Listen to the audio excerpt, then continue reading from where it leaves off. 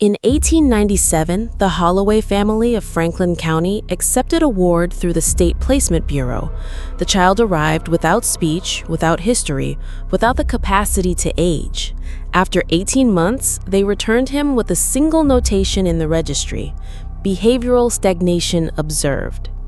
Decades passed before Prison Leisure recorded an identical boy, same features, same silence, still appearing 9 years old.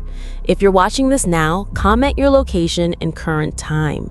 There's something unsettling about knowing we're all scattered across different moments, yet experiencing the same narrative unfold together.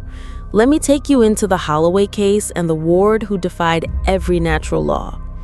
The earliest record surfaces in Franklin County's Ward Placement Journal, Volume 7, page 84.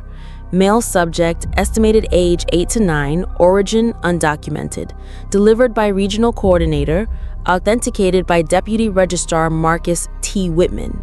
No verbal communication, no resistant behavior, no identification provided. Filed under temporary designation, Ward 19C. The coordinator's signature bears water damage, but the distinctive cross-stroke on the letter T matches a field supervisor based in nearby Harrison. His movement records for that period have vanished entirely. The Holloway residents, Samuel and Margaret Holloway, childless couple, adequate means, former schoolteacher and dressmaker, qualified under the state's Harmonious Placement Initiative, a Reconstruction-era policy favoring the assignment of manageable wards to educationally qualified households. Their property on Maple Ridge Road appears twice in the placement ledger, both entries concerning the same child but bearing different case numbers. First entry, 19C. Second entry, dated 8 months later, Unit 07R, amended.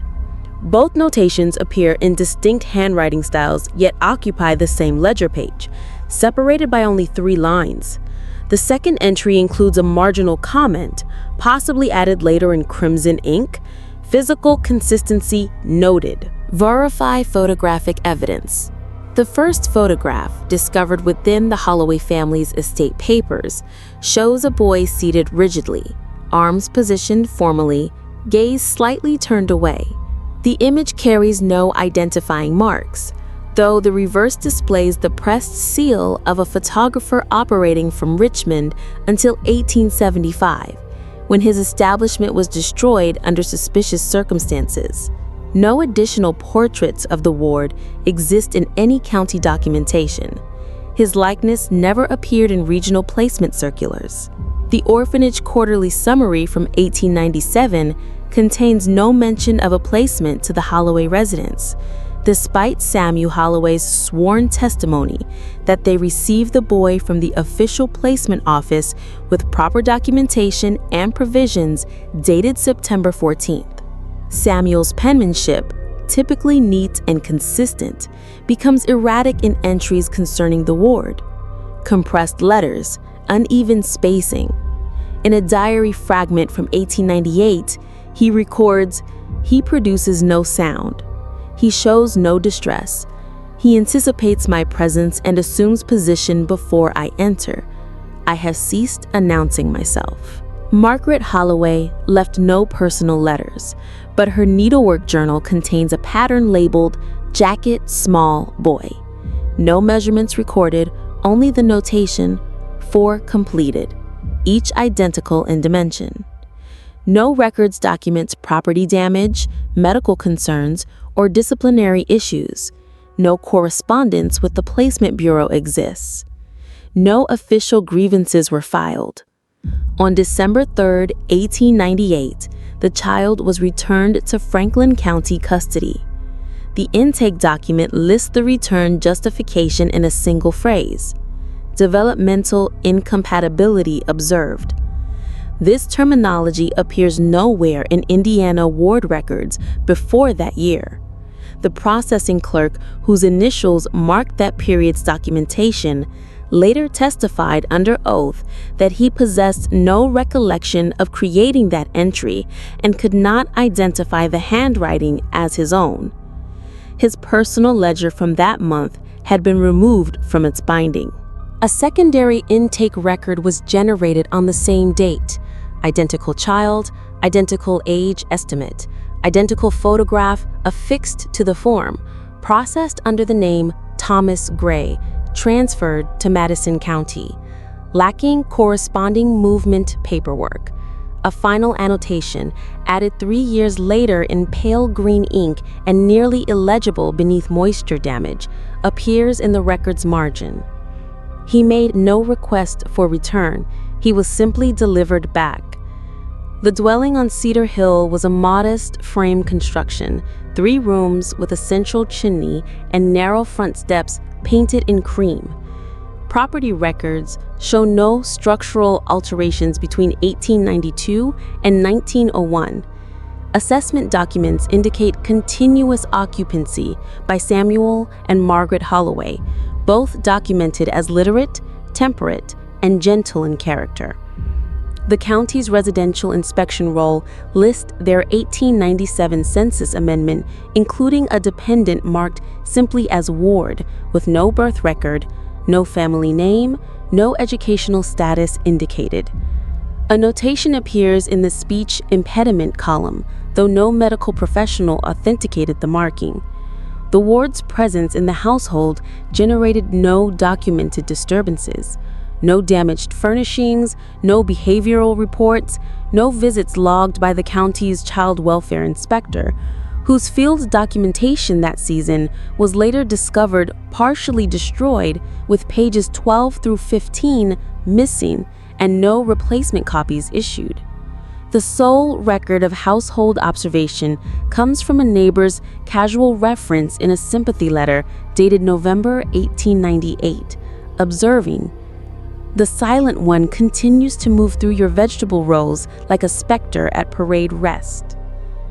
Among the Holloway family's surviving effects is a leather-bound journal belonging to Margaret, recovered from a wooden chest stored in the basement of Grace Methodist Church after the couple's possessions were sold in 1903.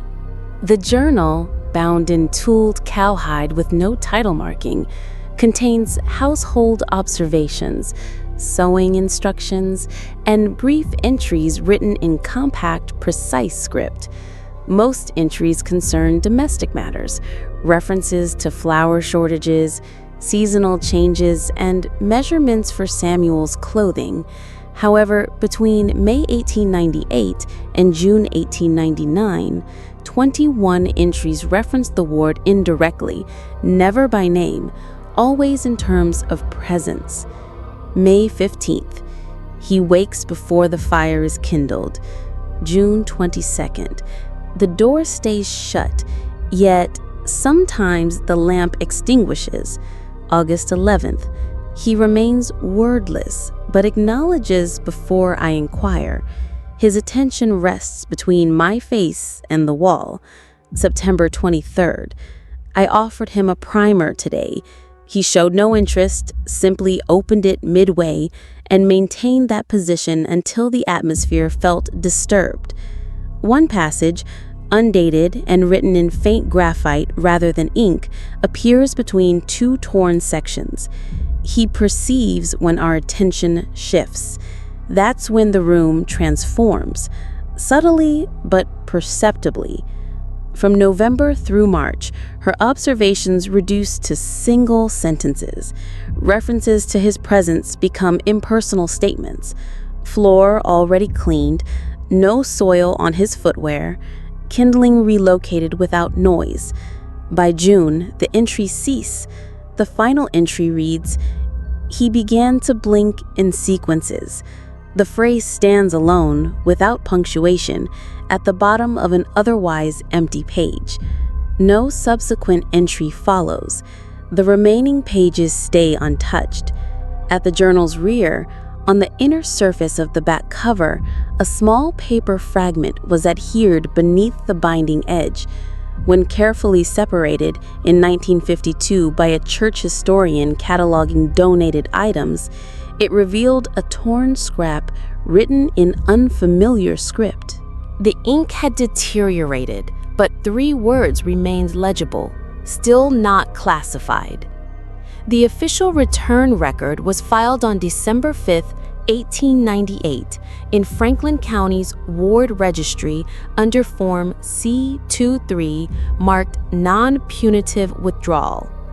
The entry follows standard format: placement code 07R, foster household verified, child returned without visible harm or documented illness. Foster parents Samuel and Margaret Holloway appear in full. The child's name field remains empty. The section titled Cause of Return contains a single word written in slate pencil: incompatibility. No elaboration, no supporting documentation, no explanatory footnote. The word lacks capitalization in the regulatory vocabulary and appears in no Indiana State Bureau documentation through 1877. At that time, acceptable return causes included illness, mistreatment, unsuitable behavior, developmental abnormality, and insufficient moral guidance. Incompatibility was not recognized. The office daily log maintained by Clerk Harrison P. Mitchell lists the intake as routine, but includes a marginal correction in red pencil beside the word. The annotation, bracketed and initialed HPM, reads, "Not standard office language, possible transcription error." The Holloway return form remained unsigned at the bottom. A faint check mark, not in Mitchell's hand, appears beside the word approved. Communication from the state's Central Placement Review Board later requested clarification. In a response dated December 20th, the county provided a copy of the form and a note from Assistant Registrar Floyd C. Nash stating, "No complaint submitted, no marks, no evidence of neglect. Child was characterized by guardians as quiet, compliant, and non-disruptive. Request for removal was filed voluntarily by Mr. Holloway. No statement provided by Mrs. Holloway." Return was authorized per Section 15, Clause C, peaceful return without obstruction. Nash's note omits mention of the word incompatibility. It is absent from his summary, suggesting the term had either not yet appeared or was added later through unofficial channels. When questioned in 1886 during a review of historical placement irregularities, Nash testified under oath, "I do not recall authoring that term, nor do I recall approving it in any previous case." His testimony was accepted without additional investigation. In 1903, a collection of ward return documents was transferred from Franklin County to the newly established state record facility in Indianapolis. Among them was the Holloway file, but the cause of return line had been struck through in faint graphite. Above the erasure, the word undetermined had been penciled. An archivist reviewing the document noted in the margin, "Red pencil residue beneath surface, possibly overwritten." Infrared analysis in 1948 confirmed that beneath the correction, the original graphite impression still spelled incompatibility. No other case from 1895 to 1905 employs the term incompatibility. A linguistic study commissioned in 1974 to determine whether it might have been a regional euphemism found no trace of incompatibility in any Indiana legal, medical, or administrative documentation from the period. On the document's reverse, a narrow vertical crease contains a brief line written sideways in lighter ink, nearly illegible. It does not match the primary handwriting. When transcribed, it reads, "He could not conform. He only reflected." The transfer document dated December 8, 1898 records the reassignment of subject 07R to a foster household in Dearborn County. The document, preserved in the rear section of the Franklin County Orphanage Quarterly Book, lists the receiving family as Robert and Caroline Mills. Occupation, farming. Address, Township 7, Lot 89. A check mark appears next to the child's name, now written as Thomas Gray. No previous entries reference that name. The intake section is left blank, suggesting a non-standard reassignment or possible clerical oversight. The page bears a red wax seal, half impressed, its county marking fractured down the center. The Mills household does not appear in any Dearborn County census before or after 1898. No tax receipts, property valuations, or voter registrations exist under that surname within Township 7. The deed for Lot 89, filed 6 years prior, names a Methodist minister, Peter G. Walsh, as owner. His probate case, concluded in 1895, settled the parcel under abandonment due to flood damage. The plot was never resold. The deed register from that year has one missing page. Line 14 ends mid-sentence, followed by 4 blank lines and a marginal note in faded blue, pending resolution, no party present. In February 1899, a state census enumerator visited the listed address. His return log includes the notation, structure unoccupied, foundation only, minimal frame remains, no occupants, no response to inquiry. He drew a small diagram of the lot arrangement, labeling the structure with a single word, partial. The box marked fostered youth present is checked, then crossed out. 6 weeks later, a ledger clerk at the State Office of Child Assignment filed a complaint regarding the Mills placement, citing failure to return the mandatory post-placement confirmation form within 90 days. A note was attached to the child's folder reading, reassignment pending, await confirmation of residence and/or contact. No confirmation ever arrived. Franklin County maintained that the child had been lawfully transferred. A reply to the clerk, filed under signature of the orphanage's acting registrar, states, delivery confirmed by courier log, subject departed county jurisdiction on date specified. Further inquiries fall to Dearborn administration. When that log was requested by the Dearborn office, it could not be located. Only a payment stub remained, $3.50, issued to H. Kane for single passenger delivery full term. No additional rides were logged by that name. Years later, a Dearborn County school register from spring 1899 listed a student named Thomas G., age 9, enrolled for 3 weeks at a rural schoolhouse near the edge of Township 7. The attendance sheet bears his name only twice. His line for the 3rd week is crossed out, and beside it, a notation in different ink, family departed. The name Mells is never written. The teacher's marginal note in the corner simply reads, guardian, unclear if he spoke. In a separate ledger buried at the bottom of the county clerk's overflow file, an unsigned line appears in a section reserved for voided land claims. It lists the Mills parcel, followed by one final entry, reclaimed by absence. The cabinet card was discovered in 1949 during a systematic audit of ward case files transferred from disbanded county archives to the newly formed Indiana Office of Foster Record Consolidation.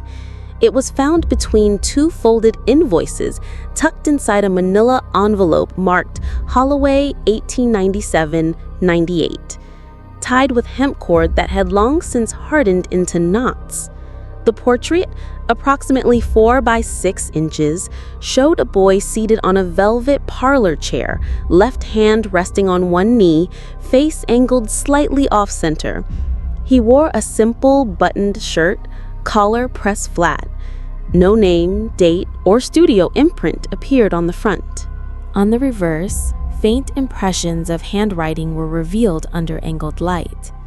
A clerk's pencil noted subjects 07R or 19Z, followed by a question mark in different graphite.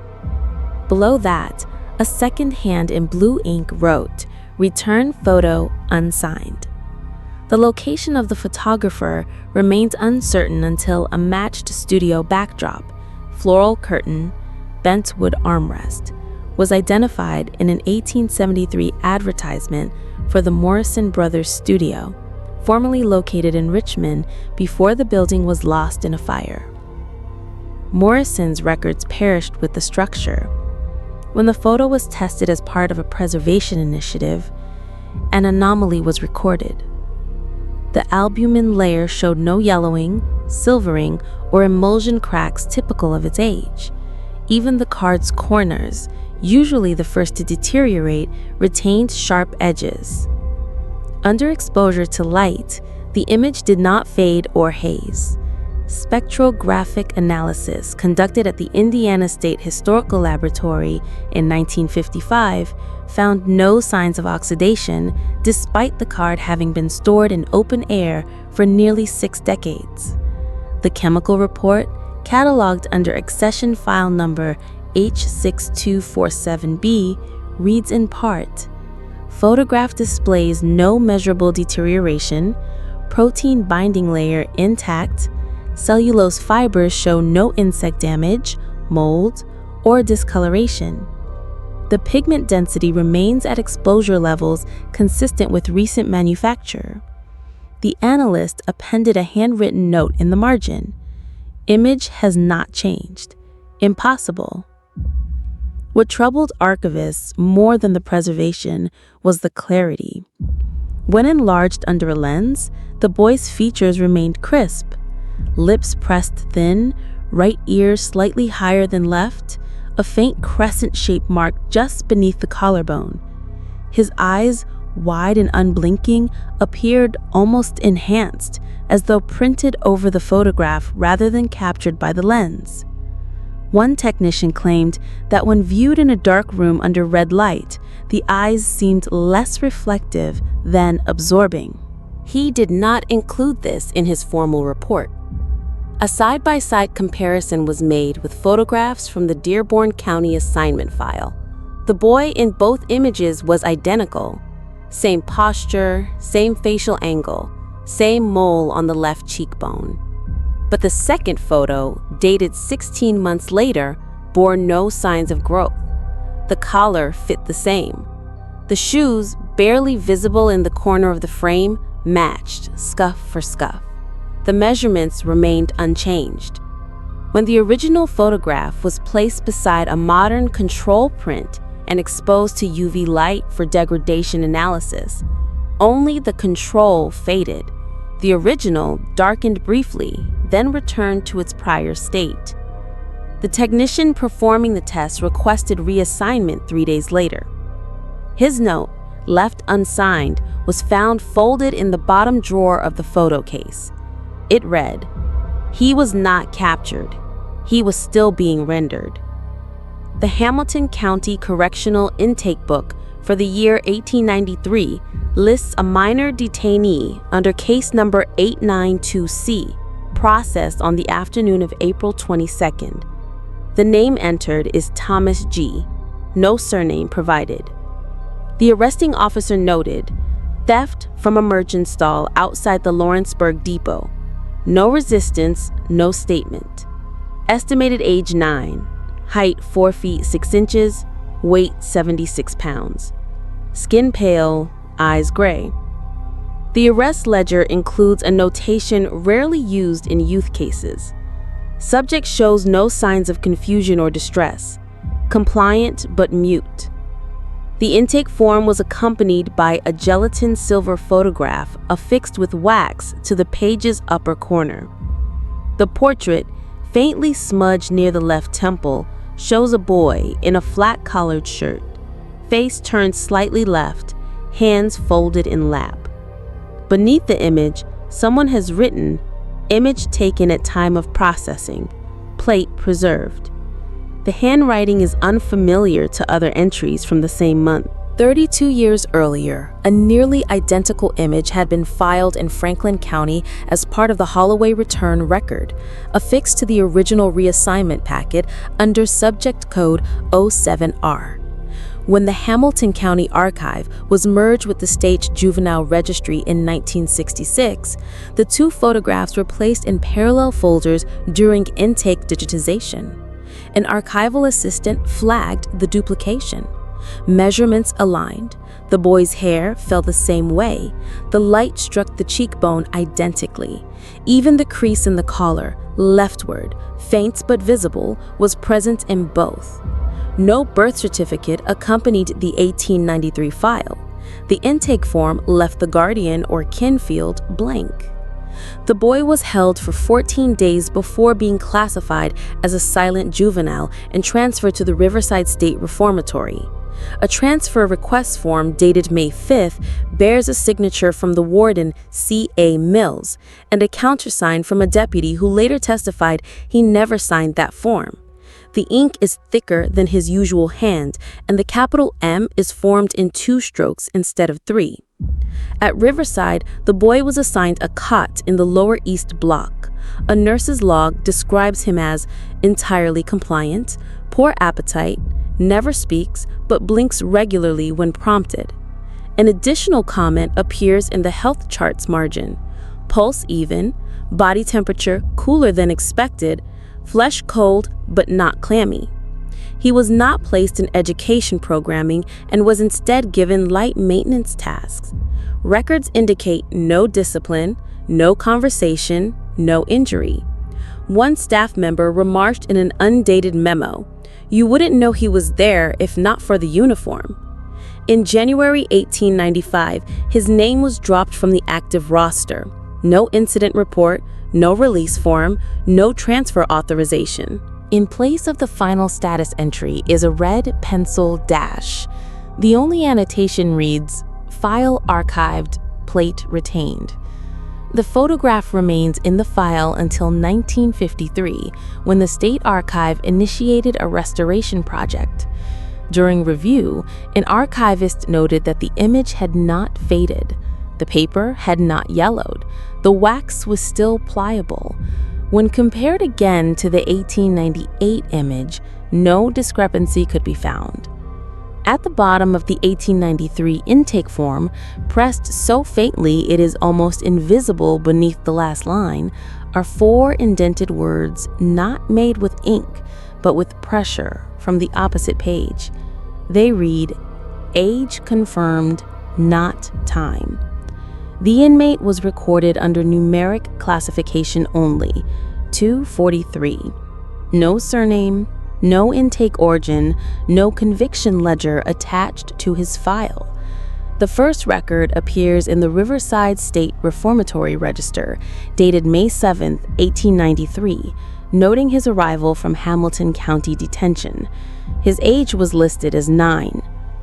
The entry lists him as mute, behaviorally neutral, with no history of violence or disruption.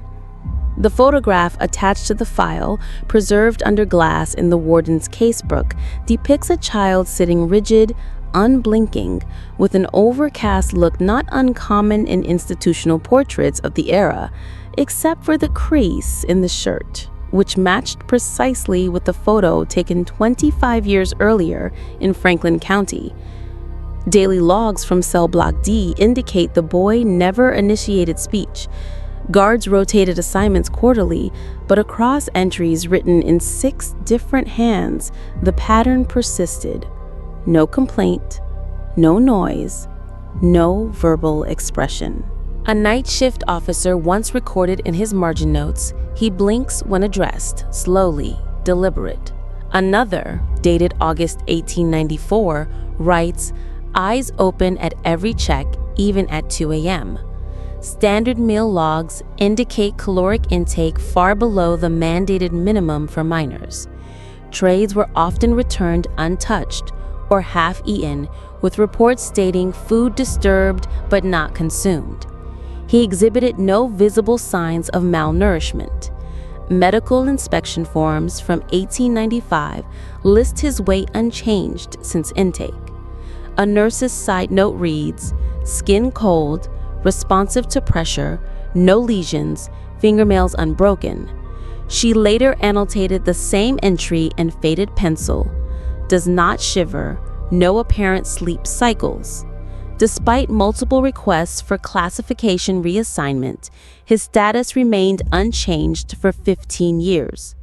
Education coordinators filed exemptions on the basis of non-participation. psychological evaluators rotated yearly per institutional regulation, submitted summaries ranging from nonverbal passive disorder to catatonic mimicry to intact cognition with unknown restraint. None of these designations triggered release or reclassification. The warden at the time, Charles A. Mills, noted in his 1901 annual institutional statement that Subject 243 remains without disciplinary action or incident. Still no written ken, file reviewed annually. Mills retired the following year.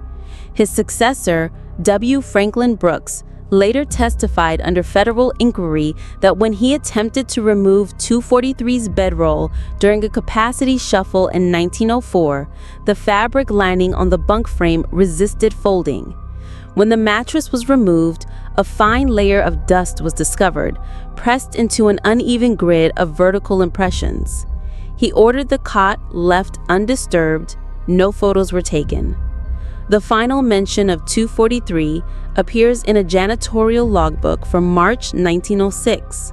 A bunk inventory checklist marked his frame as vacant. The corresponding intake sheet had not been moved. No incident report was filed, no departure authorization processed. The line item for his ID ends abruptly, followed by 4 blank rows.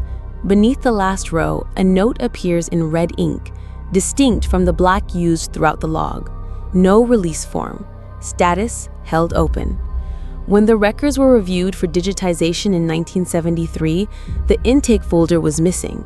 In its place, archivists found an envelope labeled Non-Adult Inactive. Inside, only a blank ledger card. Across the top, faintly pressed into the pulp of the paper, as though written long before the ink was chosen, were 3 shallow indentations: kept, not kept, still recorded. The Indiana Bureau of Records launched the pilot project in 1930 to identify misfiled or anomalous ward case histories using new forensic methods, including script comparison and pigment analysis.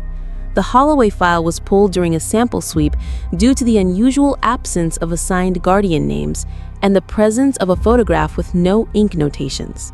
It was cataloged under 3 separate identifiers across its life: Subject 07R Franklin County, Thomas G. Dearborn, and Inmate 243 Riverside. The files had been consolidated in 1908 into a single archival folder, but each page bore discrepancies in dating, language, and style. Handwriting analyst Margaret Stone, working under the National Archives Comparative Scriptology Project, was tasked with reviewing ink patterns for forgery. Her report, filed October 7, 1930, begins with a modest conclusion. The material is inconsistent in style, but the supplemental pages, which were never formally appended to the Holloway file, provide more troubling detail. On one standard ledger sheet, the reassignment page dated December 8, 1898, Stone identified 8 separate handwriting forms. None showed continuity of stroke or rhythm. Several styles, she noted, mimic human penmanship, but lack hesitations typical of longhand movement. One marginal annotation beside the child's name, returned due to incompatibility error, appears to mimic a clerk's looped cursive, but when compared against staff ledgers from the same year, the ink pressure was reversed, heavier at the end of each stroke instead of at the start. Another comment lower on the page, in a sharp script resembling block letter serif, reads, "Assigned without match." Stone circled this line and added, "Not a typeface, not calligraphy, something deliberate without origin." Comparative documents from the Franklin County Orphanage held in the same drawer included intake signatures from the 1890s. Every sample had been cross-checked for authenticity in 1915 as part of a lawsuit over misallocated funds. None of those verified samples matched any of the entries in the Holloway reassignment file. Not the date headers, not the staff sign-offs, not even the initials. Stone's comment in the left margin of her 3rd page, "If these are real hands, they are not repeated elsewhere in the county's documentation." Pigment testing revealed further irregularity. The ink used in the annotations did not respond to standard reagent tests. Iron gall, common in the 1890s, turns rust brown under ammonia vapor. These samples darkened to blue, then returned. The archivist supervising the file withdrawal noted in his procedural log, "Lettering has seeped through to opposite page, but only the annotations. Main text is dry."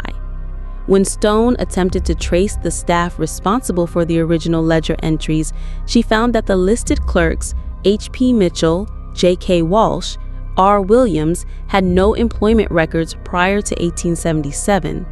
Their names did appear in later property registries and cemetery logs, but with varying birth years and inconsistent death entries. Walsh, listed as having signed the 1898 reassignment log, died in 1897, according to a county burial license. Stone's final unscripted note, found in the back sleeve of the analysis binder, bears only 3 lines written in her own unmistakable hand, underlined once, then twice. No signatures match, no styles repeat, only the boy remains consistent, and he does not write. The original fostering document, filed on September 10, 1897, was one of several dozen processed that month in Franklin County. It bore the usual elements: child code, intake stamp, sponsor name, and clerk signature. That final component belonged to Edgar Blackwood, who at the time had served in the post for 14 years without incident. His signature appears in smooth black ink, clear and deliberate: E. Blackwood. The paper stock used was typical of the period, thin, linen-lined, and bearing the watermark of the Indiana Record Supply Company, common between 1894 and 1899. The entry was preserved in the County Foster Registry, Volume 6, page 201. The page lists the child only as male, unknown parentage, quiet demeanor, assigned to the Holloway residence under Provisional Order 29D.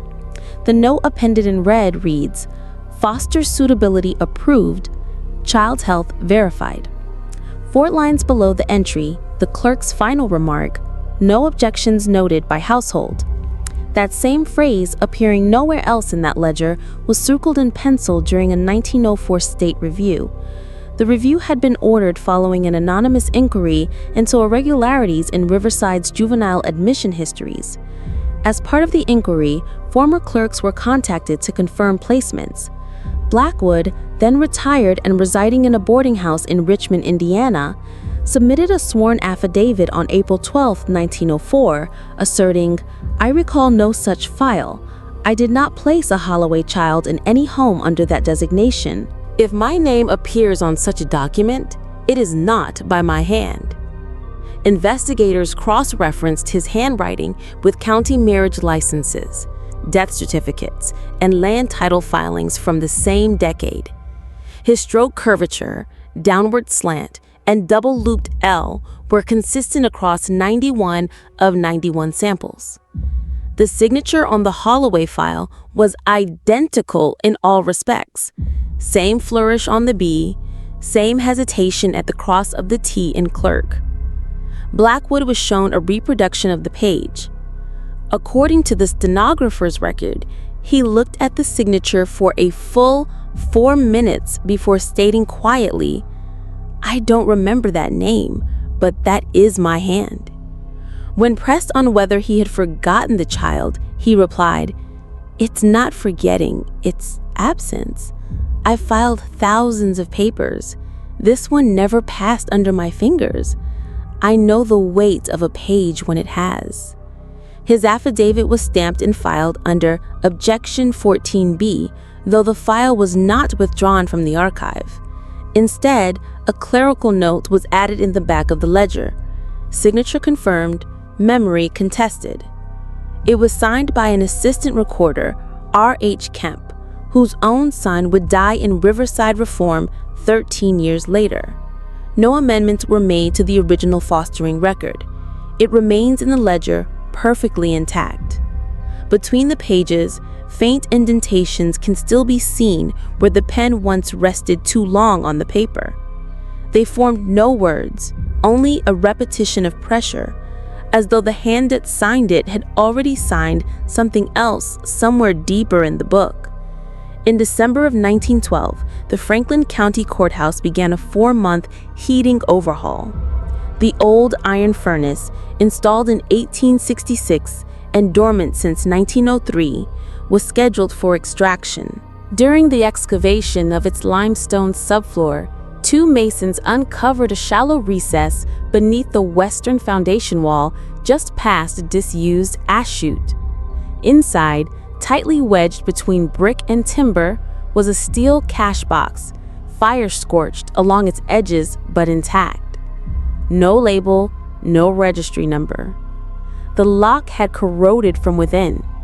When pried open, the box contained a single item, a hand-bound ledger, spine cracked, no title on its cover.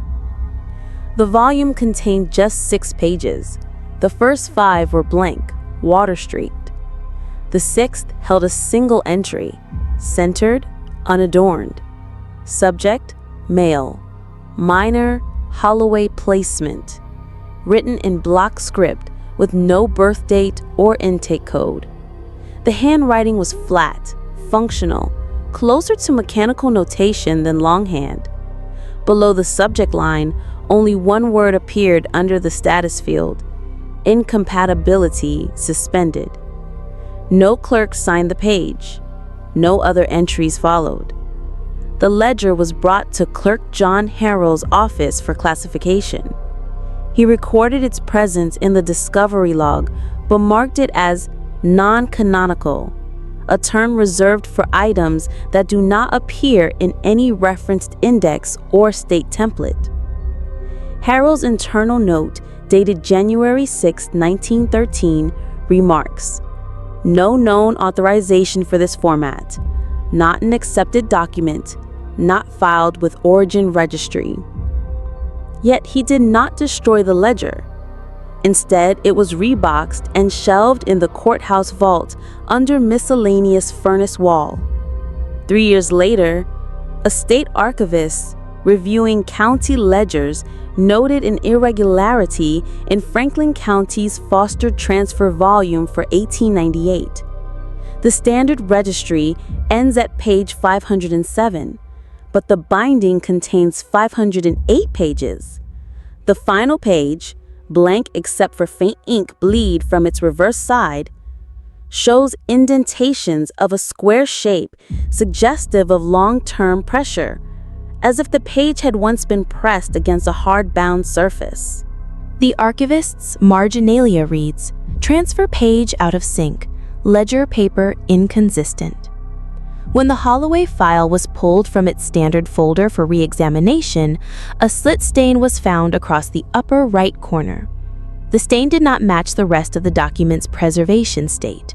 Forensic ink comparison in 1938 confirmed the presence of coal ash residue, identical in composition to that used in the 1866 courthouse furnace. A letter recovered from the courthouse's 1913 maintenance report includes a handwritten complaint from one of the masons. "We weren't told the box was sealed inside the wall. Had to break it free. It didn't shift like metal. It gave like damp cloth. Inside smelled of burnt oil, not paper." The foreman dismissed the complaint. The object was logged, boxed, and never spoken of again. No record exists of who placed the ledger beneath the furnace room. No mechanism was found to explain how it was sealed behind load-bearing stone. But someone wrote that entry, and someone, before the building was complete, had already decided incompatibility could be suspended but not concluded. The deposition was never published. It sat under restricted archive seal until 1981, when a state clerk misfiled its storage code and allowed it to surface in a judicial backlog audit. Labeled only Warden M. Stern Statement, Re. Inmate 243, it spans 8 pages, dictated under oath but never notarized. Martin Stern had served as warden of the Hamilton County Correctional House for 3 decades. He retired in 1914 and gave the statement nearly 23 years later from a sanatorium in Vernon, where he was being treated for progressive tremors and night paralysis. In his account, Stern details a prisoner admitted on June 5, 1893. The intake form listed no known parentage, but included a photograph oddly pristine for its age and unmarked by the typical chemical fraying common in cellulose prints. The boy was described as unaged, 9 years old, quiet, no behavioral concerns. There was no mention of criminal record prior to the theft accusation that brought him in. His cell was marked permanent interim, a designation created by Stern himself, intended for inmates not yet assigned a final block due to pending identification. That status remained unchanged for 15 years. Stern writes, "He was no burden, he did not speak, he did not act out, and yet no one visited him, no one filed for him, and no parole officer was ever assigned. Every 6 months, I'd file a report and reclassify him. Every 6 months, I'd ask who he belonged to. The system gave no answer." But in 1905, according to the statement, something shifted. The boy, designated only as Subject 243, was brought to infirmary isolation after refusing food for 11 days. A nurse reported he mouthed something at her. She could not determine the word. When Stern asked him to repeat it, the boy did not move his lips. Instead, he blinked repeatedly, 134 times. The attending nurse tallied them aloud. When she reached the final count, she dropped her notebook. "I thought it was a seizure," Stern stated. "But he wasn't shaking. He was watching me the whole time. I don't know what I saw in that look, but I filed a false log saying he had been transferred to mental observation. He hadn't been. I just couldn't keep writing the same reports with no answer." No sleep followed that day. 2 years later, the boy's roster line ends without closure. No release, no death certificate, no transfer order, just a blank line and the phrase stamped faintly, "Reclassification pending." In the margin of Stern's statement, the final page bears a handwritten note, one not matching his known hand. It reads, "It was not a word, it was a number." No one has decoded what 134 meant. No other inmate ever received the classification permanent interim. And the ink on the margin has no listed manufacturer in Indiana or any surrounding state from that year. The institutional language of late 19th century juvenile care was clinical, often circular. Terms like feeble-minded, morally wayward, or developmentally stunted functioned less as diagnosis than exclusions, tools for sorting children into appropriate containment. Yet none of these categories fit the boy returned by the Holloway family. In his reassignment record dated August 15, 1898, the attending physician marked all 3 standard fields, aptitude, behavioral risk, and prognosis, with the same notation, NA. The shorthand was common for absences in documentation. Less common was its repetition across 3 separate intake surveys, filed months apart, each bearing different initials but identical wording. None used past tense. In the 1899 Franklin County Orphanage Census, the boy appears on a supplemental list titled Deferred Classification. 12 children were included. 11 were eventually transferred. Only the Holloway boy remained. His file was stamped every quarter with a reevaluation recommendation, but no evaluation was performed. A handwritten correction on the 1900 roster margins reads, "Still on file, still awaiting placement, still not crying." The absence of any emotional observation, no sadness, no fear, not even disruption, removed him from both medical and behavioral priority. He was not helped, not because he was dangerous, but because no category required his processing. In 1883, with the shift in orphan care protocols, a psychological standards review board audited archived records.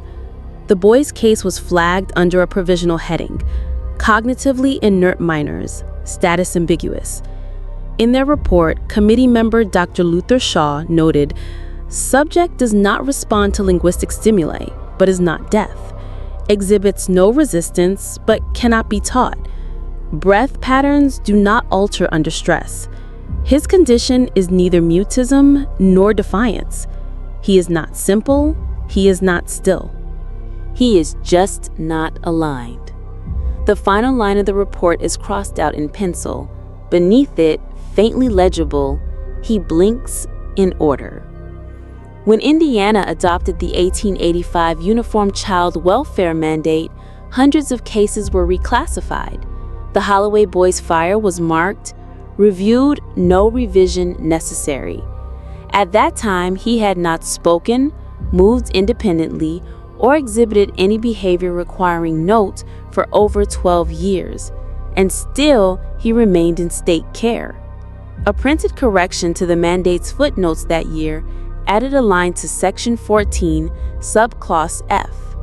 Subjects lacking developmental velocity without accompanying illness or disorder shall remain on holding rosters until such time as mobility or decline justifies reassessment. It was a sentence that applied to no one else. That clause was later removed. When researchers from the Indiana Institute of Public Records attempted to locate the boys' final evaluation summary in 1940, they found a folder marked with only 2 stamps, not in catalog, and no diagnosis warranted. Inside, the only writing was a physician's observation scribbled hastily in the file's crease. Still present, but we cannot say where. The archivist who discovered the file had been looking for payroll ledgers from 1896. Routine internal audits following a storm that damaged the 3rd floor of the Indiana Department of State Welfare Records Annex. The basement vault had flooded decades earlier, and many of the backup documents were reclassified, boxed, and forgotten. Box M203C carried no inventory card. Inside was a transfer envelope marked in the county standard, State of Indiana Internal Reassignment Protocol. The paper had not yellowed and the ink had not run, despite being filed under flood salvage. It bore no watermarks, no bureaucratic annotations, no routing slips, just the date, November 12, 1937, and a name, Holloway. It was not the boy's name. It was not a legal name at all. The surname alone, Holloway, returned subject, was written in block lettering across the top, followed by the phrase, incompatibility cycle incomplete. No date of birth, no intake number, no reassignment registry. Where the recipient address should have been, the form read only, return to loop. The handwriting was not in script, but in block print, unusual for the time and unmatched by any of the department's sample records. More alarming than the form's content was the verification stamp affixed at the bottom. Each piece in the Indiana welfare transfer process required final clearance by a regional welfare supervisor. The stamp read, Approved T. Lemley, Regional Supervisor. Lemley had served in that position from 1923 to 1931 and had died in June of 1933 following a pulmonary embolism at his home. Death certificate number 8923147K confirms burial at Greenwood Cemetery on June 20, 1933. And yet the approval stamp bore date of November 12, 1937, 4 years after Lemley's death. The ink, tested decades later, was found to contain unusually high levels of carbon sediment and animal-based glue, though consistent with older industrial inks. Its particular composition had not been in circulation since 1904. No later department stamps bore any trace of it. An internal memo attached to the form by a confused supervisor in 1958 asked whether the file should be escalated for review or discarded. There is no record of a reply.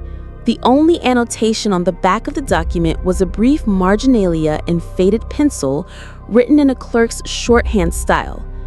If reassigned again, pull oldest first. Do not forward past cycle. This document appeared in handbooks with a different title, but not with this content. When the archivist who found the document attempted to scan it in 1973, the feed jammed. The document burned slightly around the edge before jamming the scanner entirely. The technician's repair report recorded an unusual note: feed error, loop detected, page attempted return to tray. In 1976, when the Bureau of Child Welfare Modernization began digitizing paper files from the 19th century orphan intake registers, a technician flagged one recurring name that failed to auto-index: Holloway, no given name. Unlike standard entries, this one appeared 14 times in county inventories, 11 times in prison archives, and twice simultaneously in reassignment ledgers dated 3 years apart. The file number remained consistent, H97156, but the placement within registries changed with each entry, shuffled between classifications without explanation. At times he was marked reintegrated, in others in process or pending suitability assessment. Not once was he marked deceased. The Holloway file bore more clerical amendments than any child processed in Indiana between 1895 and 1925. Yet no census listed him, no school enrolled him, and no burial record ever closed his file. His age was last updated in 1898, then struck out, then replaced with a dash, then left blank. A red notation in the margin of one document read simply, "Hold status until observation." No one initialed it. An internal audit report from 1940 described Holloway's folder as active despite inactivity. When reviewed in 1954, the summary read, "Entry maintained by rotation, not by need." And by 1963, a line in the system's compliance audit stated, "This subject is referred without reference." When compared against peer case files, the Holloway entry had one unique quality: movement. His documentation had been accessed, filed, copied, and refiled over 127 times between 1897 and 1967. More than any child recorded in that span. Most files were moved once, twice at most. His migrated every 3.2 years on average. No request forms explained these transfers. No supervising officer signed them. And several facilities noted that they never received the child but signed anyway, citing pressure to reduce backlog. A note from the Clerk of Records in Dearborn County, dated September 1929, includes a hastily scrawled annotation. "File here again, not sure why, let it rest this time." Some believed it was a ghost file, a bureaucratic artifact that refused to delete. Others believed the staffer had used the case number as a placeholder.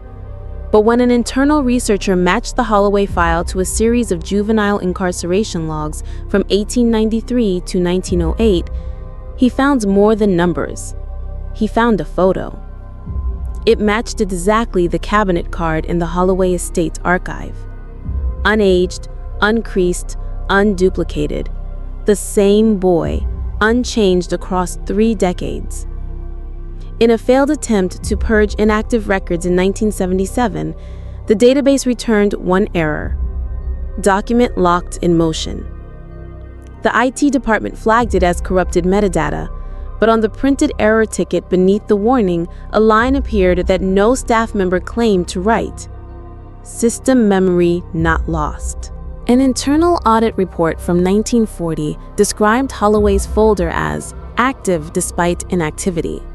When reviewed in 1954, the summary read, "Entry maintained by rotation, not by need."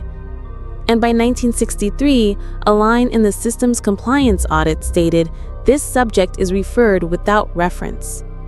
When compared against peer case files, the Holloway entry had one unique quality: movement. His documentation had been accessed, filed, copied, and refiled over 127 times between 1897 and 1967, more than any child recorded in that span. Most files were moved once, twice at most. His migrated every 3.2 years on average. No request forms explained these transfers. No supervising officers signed them. And several facilities noted that they never received the child but signed anyway, citing pressure to reduce backlog. A note from the Clerk of Records in Dearborn County, dated September 1929, includes a hastily scrawled annotation. File here again, not sure why, let it rest this time. Some believed it was a ghost file, a bureaucratic artifact that refused to delete. Others believed a staffer had used the case number as a placeholder. But when an internal researcher matched the Holloway file to a series of juvenile incarceration logs from 1893 to 1908, he found more than numbers. He found a photo. It matched exactly the cabinet card in the Holloway Estate's archive. Unaged, uncreased, unduplicated. The same boy, unchanged across 3 decades. In a failed attempt to purge inactive records in 1977, the database returned one error: document locked in motion. The IT department flagged it as corrupted metadata, but on the printed error ticket beneath the warning, a line appeared that no staff member claimed to write.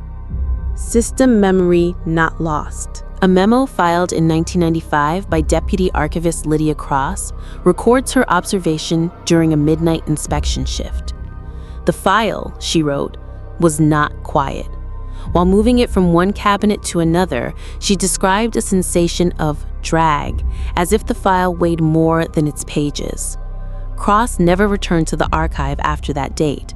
Her resignation letter consisted of only one line: if he isn't assigned, he can't be processed. Attempts to microfilm the folder failed. Every exposure came out blank, save for the horizontal line. When digitized in 2003, the scanned images corrupted each time, replacing the blank pages with repeated file errors reading, awaiting outcome, awaiting outcome, awaiting outcome. No metadata was embedded to explain the repetition. The folder now resides in the sealed drawer beneath collection.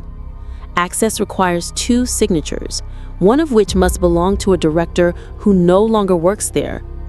On the drawer's steel face, etched shallowly beneath the serial number, is a phrase that has not appeared in any prior Holloway documentation.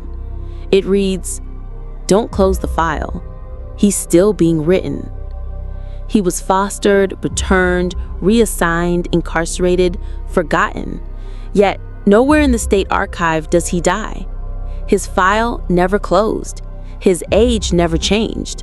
And beneath a courthouse furnace in Indiana, a buried ledger still holds his name. What was he? A child misplaced?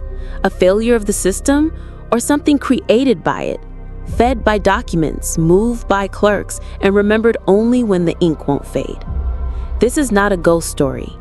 It's a story about a system that forgot how to forget, and a boy it never should have processed at all.